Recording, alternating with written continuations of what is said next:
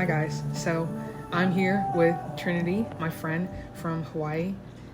We are both studying abroad here in South Korea. We're currently in a little cafe and we wanted to kind of share some experiences that we had studying abroad here in South Korea, how it changed our perceptions and things like that. We are both teaching English to speakers of other languages majors, so we thought it would be fun to kind of talk about how studying abroad here kind of affected the way we feel about our major and teaching English and things like that. So yeah, let's get into it. Ooh, I've been here since February and right now it's December. I've been here since February. You got here end of August. End of August 21st. Okay, so I've been here for almost a year and you've been here for almost 6 months. Yeah, about 4. How was your impression when you got here different than what you thought it was going to be like? I feel like I did a lot of research before coming, so I was trying to not be too surprised. But I don't think any research can completely prevent culture shock, because coming here and realizing, I'm really not in America anymore, and just I don't speak the language. The same but different a little bit. I think I just got used to being here. So in the beginning it was like, whoa, this is crazy, but now I'm like, oh, okay, I'm used to it. Okay. How about you? I did a lot of research. I've been wanting to come to Korea since I was 15 and now I'm almost 20. So I did probably the most research that you could do about Korea before I got here. But there was definitely some things that I was still shocked about that nobody talks about. There's so many things that everyone talks about for when you come to Korea, but there's also so many things that they never mention. I know other countries like Japan and stuff, they say no one there speaks English. You need to know Japanese or whatever to go to those countries. But I feel like they don't really talk about how you kind of also need that for Korea too. I feel like people make it seem like Korea is a lot more English friendly than it is. Even when I got here, most people, when they approach you, they speak to me in Korean. I feel like so many people will say, you're a foreigner, so they don't expect you to speak Korean, they'll speak to you in English. That is so not true. No, they always speak Korean. I thought maybe it was because of the area I lived in, because I live in a more, less foreign-dominated area. I live in Seoul, so, it's mainly Korean people. But even then, in Konde and Hongdae, in all the places, they still speak to you in Korean. And they always ask me questions, and it's only until I kind of have that confused look on my face before they start trying to speak English. But I feel like they do not speak English here. If they don't have to, or they think that you can understand, they will just speak to you in Korean. Yes. So I was very shocked because everyone made it seem like you could come here and not know Korean and kind of be okay. Maybe because some of the signs are in English and some things are in English, but I feel like you definitely at least need to be able to read and say basic phrases to get around by yourself, because otherwise you're going to be you're going to struggle a lot, honestly. Definitely. Was there any specific culture shocks that really really shocked you when you got here? I would say the culture shock of just everyone's kind of fend for themselves. Whether if it's driving or first coming here and you helped me from the airport with all my suitcases. Only 2 people have asked me for help, and it was 2 foreigners. Everyone was as I'm struggling with the suitcases down the stairs. Everyone else was doing their thing, but they help. Or even crossing the street. In America, as a pedestrian, you have the right of way. You go. The car wants to make sure they're not going to hit you. While here, it's it's whoever's first. And I got my foot ran over by a car, by the way. That was so scary. That whole night, oh my gosh. Yeah, so it's very much, there's no small talk. There's nothing. Everyone's just kind of their own person. Yeah. If you need help, you're probably not going to get it unless you ask. Yeah. That's very interesting because I almost have had the opposite experience. Really? I remember the first night that I got here, because I had my friend who had been studying abroad for our situation. She had been studying abroad for a semester before I arrived. So she came and picked me up from the airport, just like I picked you up. And she was showing me how to load my T-Money card, because I had bought a ticket for the KTX, the express train, to get to Seoul Station. And then from there, I had to obviously load my T-Money card. And I think this worker, an older man, there was an older man and then there was a regular worker who both came up to me and asked me hey, do you need any help? Do you want? And I could tell they didn't speak English, but they were still trying to help me figure out what I was doing. And it was just so strange. And I've been on the subway before too, and I've had multiple elderly people, especially in the seats only for old people, they will tell me like, hey, sit down, like you can sit here. And of course I'm like, no, like I cannot sit in the elderly seat. But I've had like elderly people be like, oh, you can sit down. Or like if a seat opens up and I've been standing there, they'll be like, oh, go sit down, like, go sit down. So I feel like it's very interesting. Or I've had people where like I look very confused and they'll come and ask me like, do you need help? Even if they don't speak Korean, I've had people like help me or try to help me. So it's interesting because I've heard like both sides. I mean, yeah, I had a couple like elderly people. Like, it would be, I was on the bus in Busan, and I was the only one sitting down, and my friends were standing up on the bus, and they were talking about what stop we're going to get off of. And as I was just sitting there, she was listening to what they were saying, and when it was our stop, she like kind of like tapped my thigh and was like, "Go, like get up and leave. This is where you get This off. is your stop. Go." Yeah. Or I got lost from Nami Island, right? Oh, yeah. and a couple and their kids just came and started talking to me in English, just, being like, hey, there is no train coming.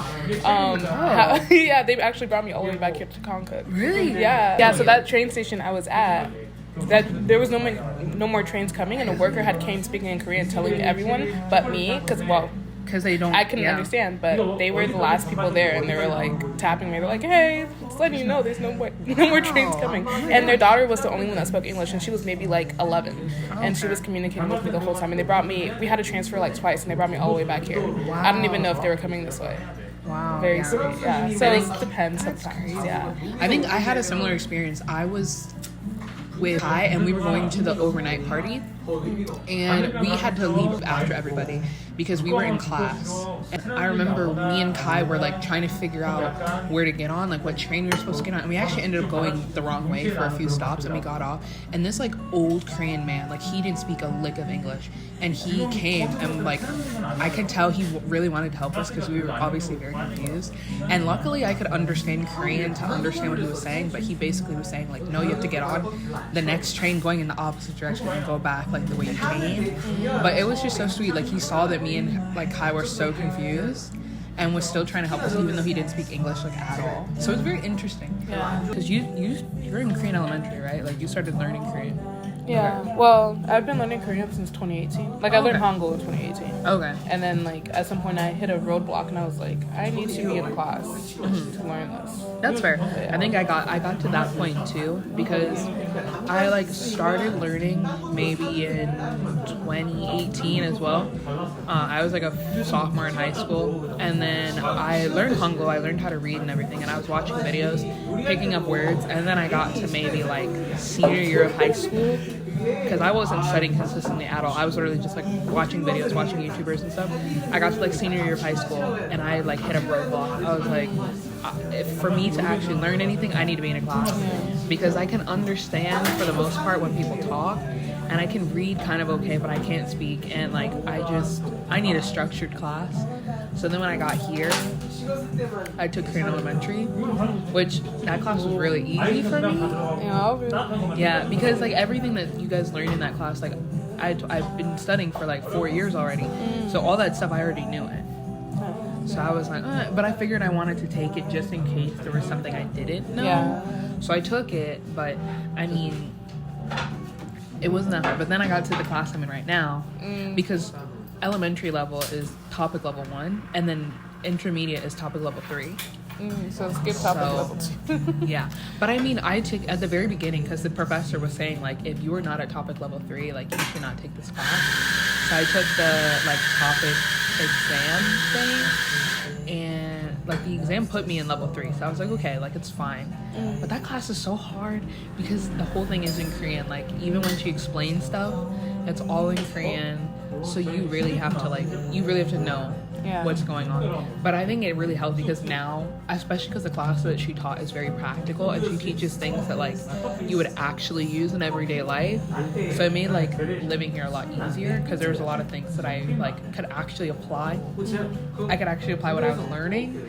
So it definitely really helped. I also talked to like people who obviously come from like non-native English speaking countries or whatever, and they were talking to me about like the way that they would learn English, and it was very like fascinating because like I talked to, obviously I know how like Korean people learn English, but I was talking to people from Europe and they were saying like they don't teach pronunciation at all. Like, they kind of, in the very beginning when they're teaching the alphabet, they teach it, but they don't focus on pronunciation at all. And they focus a lot on grammar. Interesting. And I was like, that's so crazy because, like, in American school, like, you literally spend all of kindergarten learning pronunciation. Like, that's just crazy because, like, I feel like you want people to be able to speak English like a native speaker, so then why are you not teaching them the way a native speaker would learn? Like, especially because, like, so many Korean people will tell me, like, oh, I've been studying for the past 10 years. And I'm like, you've been studying for 10 years and you can't speak because they're not teaching you the way a native speaker learns. Like, that's why you can't speak English, because you're not learning pronunciation, you're only learning grammar. And honestly, when it comes to English, grammar is not important at all. No one follows it. No one follows grammar. But two, like, you could use the wrong grammar. You could leave grammar out altogether, and I will still know what you were talking about. People from Europe, like Germany, like all those places where, like, they speak English pretty well. Like, even Norway, all those places, they're like, yeah, we don't learn pronunciation or anything. Like, we just learn mainly grammar. Why? I saw, like, examples that someone sent me from, like, their English exam here in Korea, and I was literally reading the question and I was so confused. I had to send it to 2 other people from America and be like, what do you think is the right answer? Because I have no clue. I literally have no idea. And I was explaining to them, like, I told them what we thought the right answer was, and we got the answer right. But I told them, I'm like, that is the most ridiculous question I've ever seen in my life. And if this is what they're testing you on, no wonder people can't speak English. Yeah. None of the answers made sense. And they wanted such a, like, specific right answer. And I was like, that sucks, because, like, when you're learning and they make you think that there's a specific right answer, you're almost gonna feel like you're wrong if you don't say that specific answer. But I'm like, you know, like, you don't have to say that. You can say, like, all these other answers and that's still right. I just couldn't understand how you could study for that long and not be able to speak English. Yeah, and they said, like, most of it's, like, textbook English too, so... Oh, yeah. And that they do like, no speaking. It's solely writing and reading. And they don't really practice speaking. So then, like, when I meet them here, they're like, yeah, my English isn't good and stuff like that. And they're not very confident in their speaking English skills. But then they sound fluent. Like, they're, like, perfectly fine when speaking it. But it's really interesting how it's solely writing and reading. Yeah. And that's it. I think the reason, because I was talking to some Korean people, is basically the way they teach English is so that they can prepare for the topic exam, like the English exam. So basically they just learn in a way so that they can pass.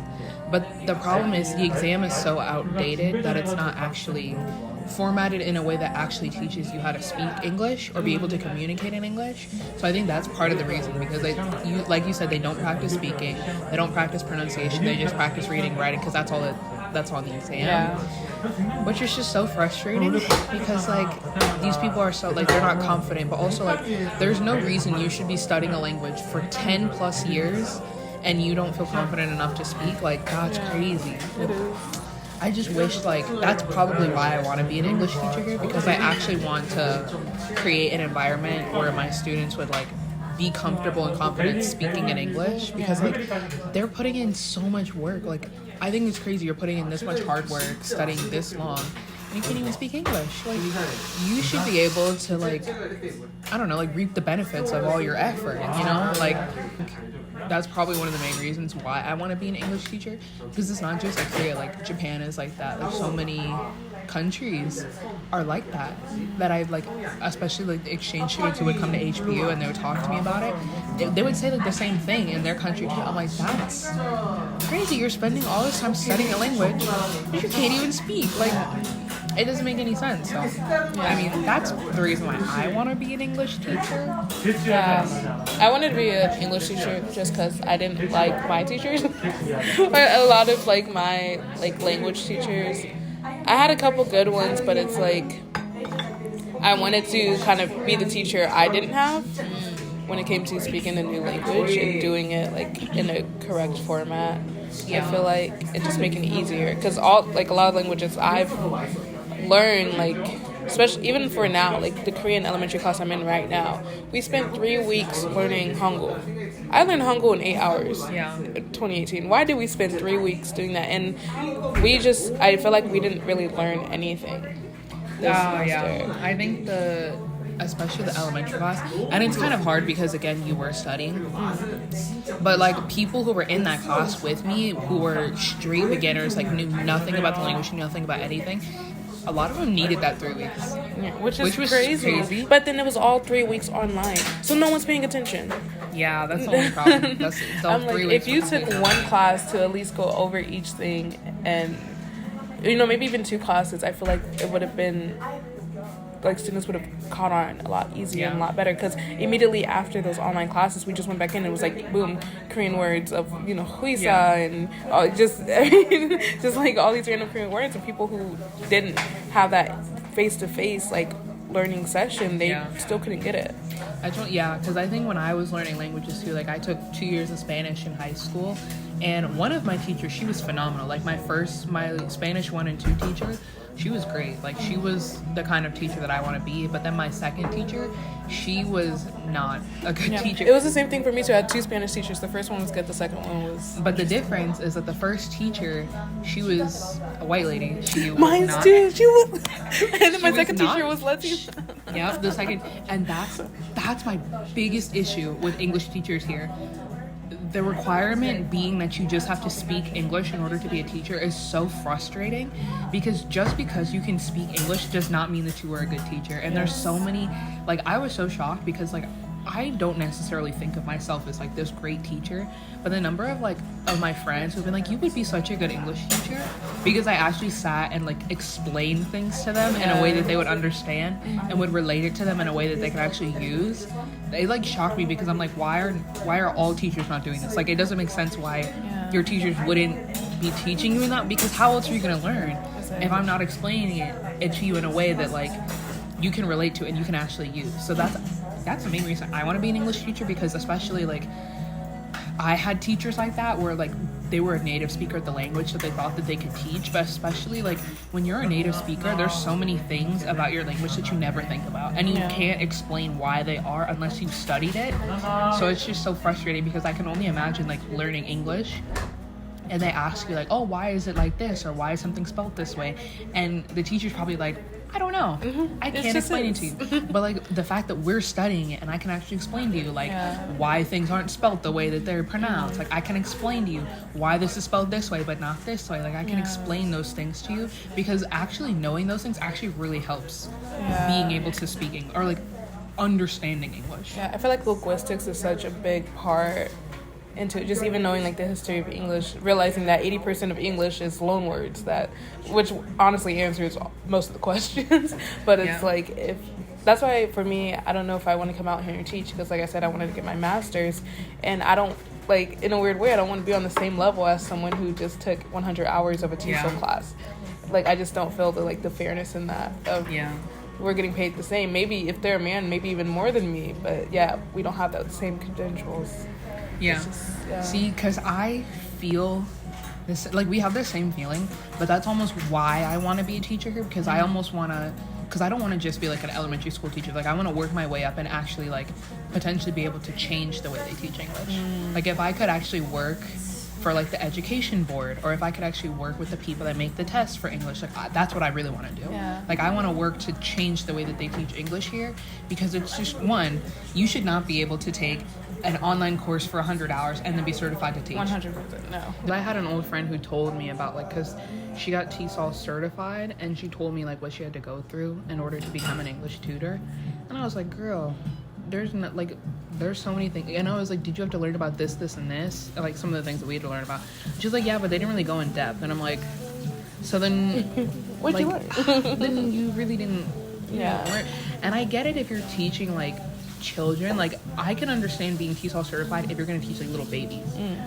Because, like, little children, they don't have the mental capacity to know about, like, the whole, like, great vowel shift. And, like, they don't need to know about that. But if you're teaching really anyone over the age of 9, I think you should not be able to do 100 hours of TESOL certification and then be able to, like, just teach English, because you also should, it's not even just about, like, the TESOL certificate, but you also just need to know how to be a teacher. Like, the number of people who just, like, who have made videos about teaching in Korea and talk about how they, like, don't like teaching or they don't like kids. I'm like, so then why are you a teacher if you don't like kids and you don't like being a teacher, like, then I get it, you can make money, but why are being a teacher is one of those jobs where it's not just affecting you.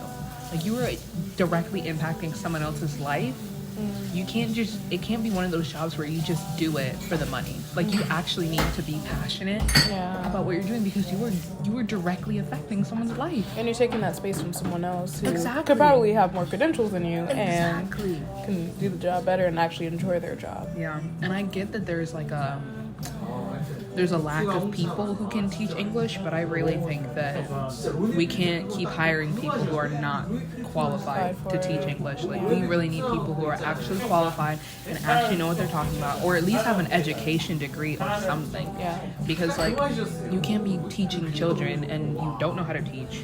You don't really know anything about the English language. Like, you're not bringing anything to the table, especially with the benefits with being an English teacher, especially like here or in other Asian countries. Like, places like Korea and Japan, like, they're paying for your rent. Yeah. They're providing you a place to live. They're giving you all these benefits, and you don't even like teaching. You don't even like kids. And they're like, a lot of the, like the JET program or the TOPIK program or whatever it's called, it's like, they're like, yeah, you can have a bachelor's degree in anything. So you're telling me you have like a bachelor's degree in something like random, like some chemistry or math, and you're like, yeah, I'm an English teacher now. Like, Because the weird part about that, though, is like, if I can have a bachelor's degree in literally anything, why do I need the degree at all?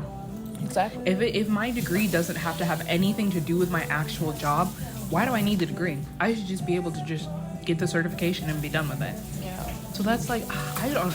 Yeah. I want to be able to change the way that they like go about finding English teachers, because there's no way that we can keep doing that, because it's not even just about like the teachers, but it's like you're affecting multiple, like hundreds of children's lives every year, and like you are directly feeding into the reason why this is a continuous problem, and I want to be able like to help fix that problem. Does that make sense? Yeah. Like, because I don't like seeing this problem happen, especially because I have multiple Korean friends who are expressing their struggles with this or why this is a problem for them, and I'm like, there's no way that you should have had to go through that.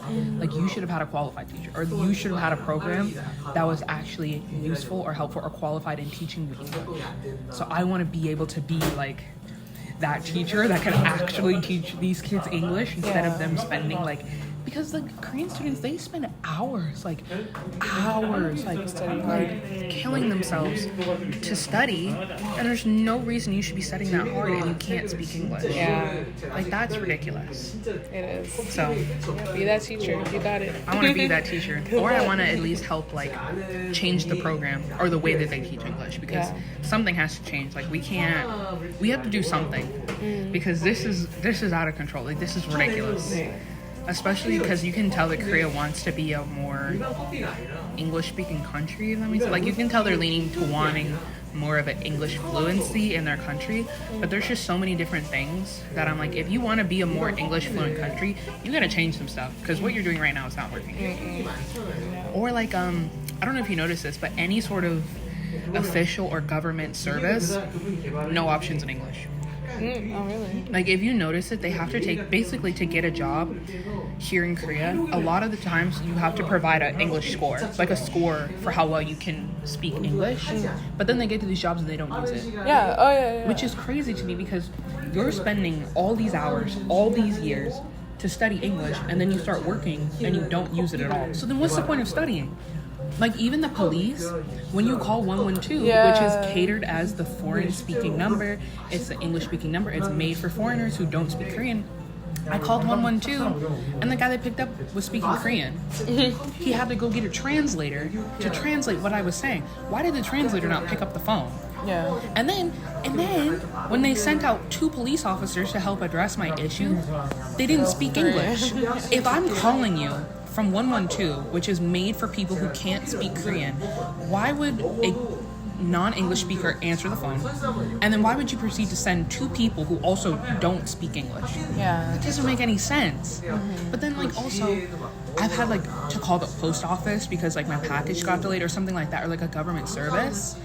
they don't offer any English option. Like in America, typically if you call some sort of like call center or call service, they give you they don't give you as many options, but they at least give you English, Spanish, sometimes French or Russian. Chinese. Or Chinese now, like Mandarin or any other variation. But like here, you don't even get the option to get it in English. Yeah. But like, if we really think about it, like, yeah, the population of foreigners is maybe like, what, 3%? But 3% is still like tens of thousands of people. Yeah, and it's not just like English-speaking countries. It's like, basically most of the foreigners that come here know that like English is.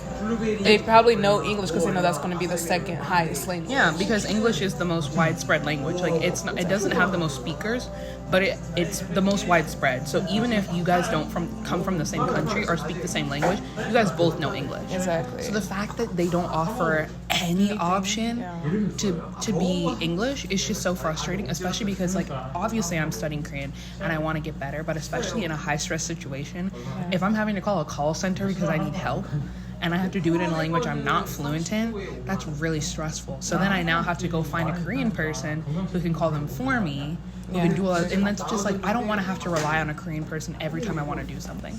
Yeah. Especially if you're talking about how you want your country to be more fluent in English. Yeah. Make it so that English is actually being used here. And then at that point, it's like, we go back to school. What was the whole point of all that stress of English if it's never going to be used? If you're not going to use it anywhere, why are we there's learning no it? point. Like, of course, like, places, surprisingly, a lot of people in Busan can speak English really well, but like really the only place where they really speak English is Seongsu, Hongdae, and Itaewon. That's it. Everywhere else, it's just like, why did you have to put so much effort into studying English if you were just never going to use it? It makes no sense. Yeah. What's the point? Because now you've just, in my opinion, you've just wasted 12 years of your life studying a language that you're never going to use. Yeah. Unless you go abroad or unless you use a field that is specifically using English. Right. An English major or something. Yeah. Like Lena, of course, she speaks phenomenal English, but she's also an English major and she's an English literature major. Or she's an international relations major, but it's directly required for her to be able to speak English. But unless you're doing something like that, like, what's the point of you learning English if you're never going to use it, you know? Really my only frustration with Korea, just the fact that they would cater things as made for English speakers, and they're not. Or they made things that were supposed to be foreign friendly, but they don't speak English. And there's been also like services or cafes or like nail salons or whatever who will say, oh, we're foreign friendly, we speak English, and then you get there and they don't. And I'm like, okay, well, you can't say that you're foreign friendly and that you speak English, and then when I get there and I have to speak English to you, you have no clue what I'm saying and you have to pull a topic. Like, that's not English speaking or foreign friendly. Like, I just wish, because at the root of it, it's all about the way they teach English. Like, all of these issues would be solved if people could just speak English better, which is like maybe the whole reason I want to be an English teacher, because I'm like, we could fix 99% of the problems if we just change the way that we teach English. So that's probably my biggest thing about living here, and maybe why I want to live here, or not necessarily just Korea, but like in countries where they have similar issues. That's part of the reason why I want to do that, because I'm like, there's no way you can put that much effort with no sort of like reward, I guess. Like, it just doesn't make sense. Yeah. Agreed. That was our story of Korea. Yes, this was how we feel about Korea. Our TED Talk. Yes, this was our feeling, our TED Talk. As you can see, we have very interesting and different takes on living here. But yeah, I mean, I loved living here. I most likely will be moving back here after I graduate. I love the experience of being here. Would I live here? Probably not anytime soon, but definitely come back to visit. Yeah, and that's fair. I think it's good to have the experience, especially before you like graduate and like decide to move here. Which is, I think, probably why we both wanted to study abroad here. 100%. Definitely study abroad first. Never just pick up and go. Yeah, especially if you're interested in like doing a job in another country or being an English teacher in another country. For some people, it works really well, but I've heard many horror stories of people moving to a country like Korea or Japan or wherever, and they get there, and within 2 weeks they move. They like pack up all their stuff and go home. Wow. Like I heard there's a YouTuber who talked, because she was an English teacher in Busan. She was an English teacher for like 2 years and ended up having to stop because of COVID, and then she just went a different route. But she was talking like she met people in her like TESOL program or whatever. And there was a girl that she met, and within like 2 weeks of her being there, she packed everything up and went back home because she didn't like it. Wow. Which I'm like, that's why you need to study abroad. Study abroad, because definitely. you don't want to spend all this money and time and effort and get a visa and everything and move thousands of miles all the way here only to realize that you don't like it. Yeah, and no matter how much research you've done, like we've both been in, like we knew about Korea and all that since like 2018 and stuff, but it will never prepare you fully until you actually get here. Yeah. No matter how much research. Remember that. Yeah, so it's really important to just experience it. Also because like I can share as much about my experience as I want to, but your experience is not going to be like my experience. Like even your experience It's not was like nothing like my that. experience. So you really have to come and experience it for yourself and see if you personally like it, because it's really dependent on you, because someone's experience could be really negative, someone else's experience could be super positive. You just have to come and experience it for yourself. So that's probably my biggest piece of advice. Just study abroad if you can. It's super easy, it's super fun, and that's the best way to get a feel of whether or not you would actually want to live here and experience life here and things like that. That's probably the best, most effective way and the cheapest way. Yes. So but that was our video. Thank you for listening. Yeah, thank you for listening. I might make more videos about TESOL and living in Korea and stuff and my experience later. But yeah, this is our video. Bye.